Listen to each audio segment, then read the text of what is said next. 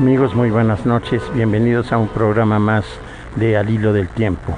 Me he estado ocupando en los programas recientes con algunas alternancias por razones debidas a circunstancias de los diálogos de Platón, de las doctrinas platónicas, y he tratado de, dentro de mis grandes limitaciones, hacer alguna exposición en torno a sus hipótesis y sus teorías. Platón es un individuo de una dimensión tan colosal que ningún estudiante, ningún conocedor, ningún especialista, por eminente que sea, puede decir que lo ha dominado y que lo entiende cabalmente. Desde luego que no es mi caso, que estoy muy lejano de pretender siquiera rozar la orla de su toga. Pero creo que es válido en estos casos acercarse al gigante, perderle un poco de miedo al fantasma y sacudirle la sábana, por decirlo de esta manera.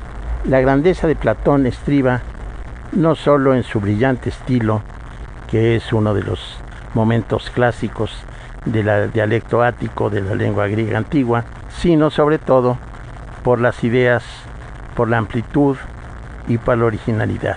Se ha discutido largamente si el Sócrates que presenta Platón es el histórico o si él le añadió muchas cosas, y lo más probable es que le haya añadido, porque el Sócrates que aparece en otras fuentes, principalmente en Jenofonte, no tiene todos estos destellos de ironía genial que tiene el filósofo en el caso de Platón.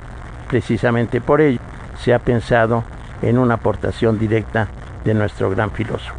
Uno de los diálogos más controvertibles y controvertidos de la vasta producción platónica es indudablemente el Cratilo.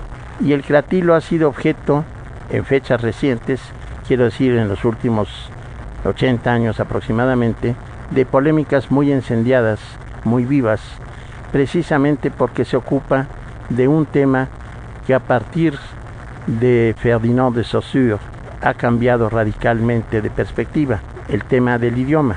Y el primer punto que discute este diálogo, a través de los personajes que son Sócrates, Cratilo y Hermógenes, es precisamente la necesidad de que las cosas se llamen de cierta manera.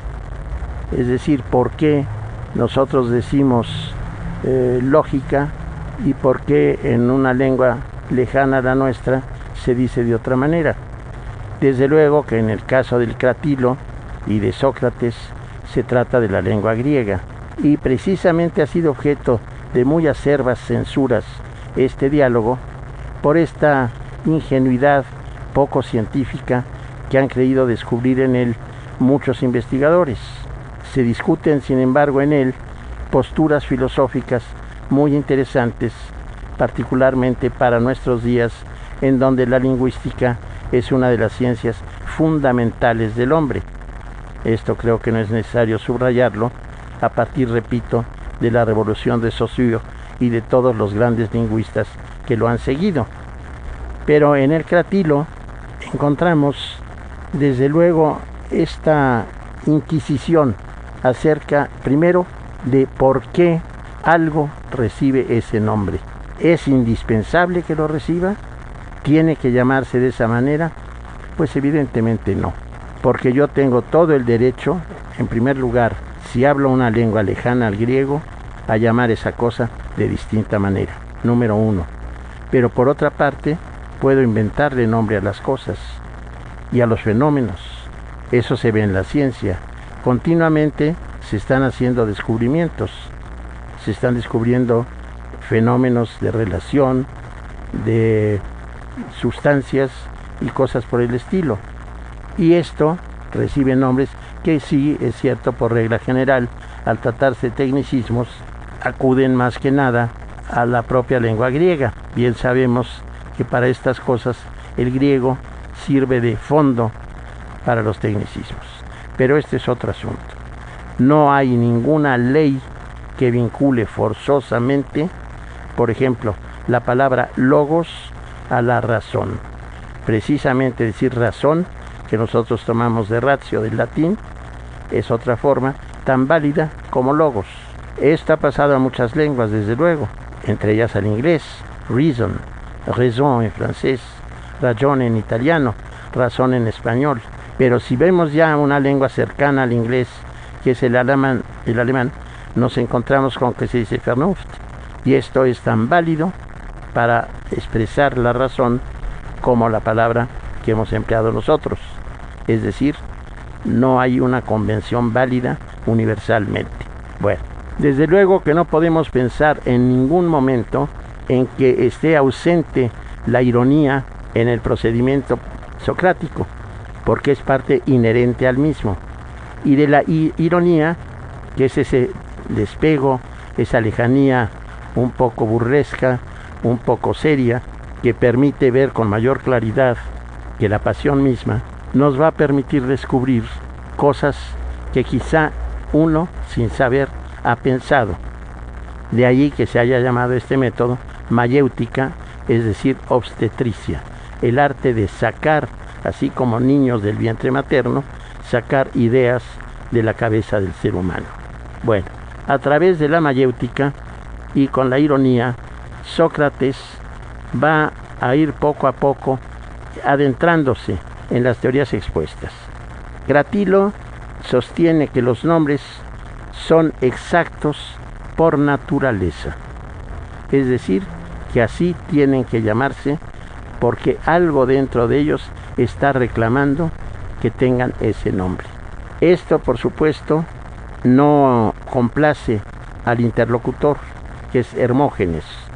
Dice no es por naturaleza, sino por una especie de consenso que llama homología, que es el resultado de una relación entre los hombres, de una manera de expresar lo que quieren decir y han llegado a un consenso. Bueno, es decir, si el primero era fisi, en naturaleza o por naturaleza, esto va a ser una homología y también un hábito. Se tiene el hábito, la costumbre de llamar a ciertas cosas con un nombre determinado. A esto, en el texto griego, se le llama nomos, que quiere decir ley, y también ethos, que en términos generales quiere decir usanza, hábito o costumbre. Ninguna de las dos doctrinas abarca, por supuesto, o siquiera se ocupa del meollo de la cosa. Se acercan, pero no llegan a él. ¿Por qué las cosas tienen el nombre que tienen? Sócrates pretende destruir de inmediato la base de la convención, es decir, que se han quedado los hombres en llamar de cierta manera a las cosas y los fenómenos. Procede de esta manera Sócrates. Va llevando lentamente a Hermógenes desde esta postura a otra individualista. Hermógenes habló de un pacto social, de una convención, pero Sócrates le hace aceptar que el nombre que cada uno pone puede ser correcto. Desde luego, con esto, Hermógenes no puede estar de acuerdo. Después de esto, de esta aceptación de parte de Hermógenes de que no debe ser así, las acciones nominativas tienen que tener otro origen.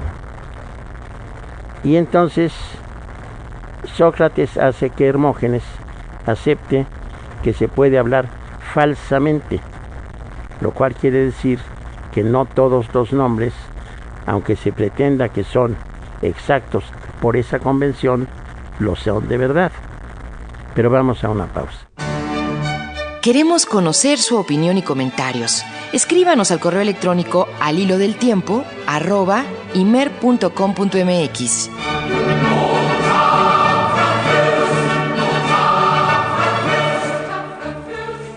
En la continuación del diálogo, Sócrates establece un paralelismo entre algunas actividades de carácter sobre todo artesanal. Habla de que el artesano precisamente emplea instrumentos, el fabricante los construye y de esta manera la acción de nombrar tiene un nombre, un artesano que es el que piensa y un fabricante que es el que nombra. Esto es un punto difícil de aceptar de manera rotunda, pero así está. Después de eso se rechaza de una manera más contundente la idea de la convención, al aceptar más o menos la teoría de Cratilo. Los nombres son por naturaleza los debidos. Hay un nombre en sí, es decir, una idea, una forma, que se encarna, por así decirlo, en ciertas sílabas y ciertas letras. Con esto, Sócrates da por destruida la teoría de la convención y tiende a encontrar una teoría ontológica en el nombre, es decir, una teoría que haga forzosa la relación entre el objeto y el nombre. Este nombre va a formar parte entonces de estas ideas, de estas formas. Esto se acerca un poco más a lo que dice Cratilo, pero en el momento en que Hermógenes acepta todos estos puntos de vista, quiere saber qué tipo de exactitud, porque habló de ella Sócrates, tienen estos términos. Y de ahí parte a uno de los momentos que más censuras ha recibido, porque ha sido totalmente desvirtuado y porque no había en Platón ni en la ciencia de sus días un criterio etimológico científico. De manera que las etimologías son realmente a veces banales, a veces, pues cuando menos, improvisadas o de plano falsas. ¿Qué quiere esto decir? Sencillamente que no hemos encontrado todavía una manera pertinente. Después de una serie de disquisiciones más o menos impertinentes, Sócrates abandona el juego y quiere buscar los elementos últimos de las palabras, lo cual podría explicar de una manera ontológica, por así decir, es decir, existencial, el sentido de las mismas. Estos ingredientes últimos o stihía acaban por ser, a fin de cuentas, algo distinto a los fonemas mismos, pero realmente aquí hay una serie de misterios y de juegos que no comprendemos del todo, cuando menos en mi caso, porque la exactitud, dice Sócrates, consiste en revelar la esencia de los seres, y la esencia de los seres es, lógicamente, como son en su realidad interna, y esta la revelan mediante la imitación, que es la imitación de la esencia mediante sílabas y letras. Por supuesto que esto es nadería, esto es un juego en el aire, porque ¿cómo puedo yo saber cómo suena una rosa o cómo suena el río, aparte de que tenga un sonido irreproducible? No puedo más que mediante una onomatopeya tratar de decir cómo suena el río, pero en muchos objetos que son totalmente mudos, ¿dónde debe estar esta mímesis, esta imitación? Entonces, precisamente debido a estas imprecisiones, a estas inseguridades, diría yo, este diálogo ha sido muy mal visto en general por la crítica, porque se considera que navega en aguas muy procelosas y sin asidero alguno. Dice que, esquemáticamente dice, la exactitud del nombre consiste, repito, en revelar la esencia de la cosa. Por consiguiente, se trata de una mímesis, de una imitación. Mediante la imitación, el lenguaje reproducirá esa esencia. Pero por otra parte, el nombre puede revelar, si es el que le dieron artesanos buenos o malos, puede revelar ciertas cosas, pero no todas, del objeto nombrado. Ahora, no solo puede el nombre representar mal la cosa, esto sería bastante común, sino que En algunos casos, tomados de la propia lengua griega, él pone el ejemplo de la palabra sclerotes. Y para los atenienses esta palabra significaba lo mismo que escleroter, pero no para los eretrios, los de Eretria. Esta simple variante de terminación, la primera en S y la segunda en R, cambia el sentido totalmente y llega a representar nociones antagónicas, porque uno significa movimiento cuando es en R y cuando es en S, sclerotes, agitación, pero también significa dureza y por otra parte podría considerarse como lo blando. Como vemos, esto es un callejón sin salida y precisamente por ello no se ha tomado en consideración como uno de los grandes diálogos este diálogo platónico. Y Sócrates, al fin de cuentas, hombre de enorme talento, de genio, llega a decir que se trata más bien, a fin de cuentas, de una convención. Y esto es una especie de claudicación ante las posturas iniciales de Sócrates.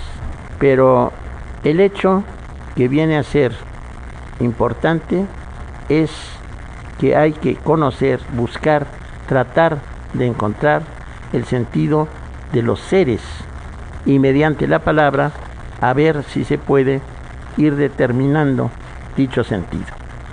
Agradezco mucho la atención prestada a este programa. Espero contar con ella en la siguiente ocasión. Entre tanto, les deseo todo género de parabienes y muchísimas gracias.